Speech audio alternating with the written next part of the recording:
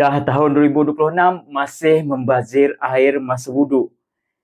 Saya pelik sebenarnya, bukan sebab tak tahu tapi sebab tak nak berubah. Saya sendiri sebelum ni dah beberapa kali tunjuk cara wuduk jimat air. Sebelum tu lagi ada video Ustaz Tular lebih 1 juta tontonan tunjuk wuduk guna air sedikit, ikut sunnah, sah dan sempurna. Tapi apa jadi lepas tu?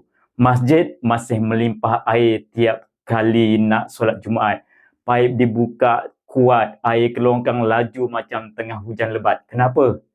Sebab kita selesa. Sebab kita rasa air ni murah, tak habis dan bukan masalah kita. Masalah kita hari ni bukan ilmu tapi sikap. Kita suka tengok video, share, komen tapi amal tak berubah. Bila dah tahu, kenapa masih buat tak tahu? Tahun 2026 ni cuba jujur dengan diri sendiri, nak terus jadi penonton atau nak jadi orang yang betul-betul berubah. Jom ubah perkara ini.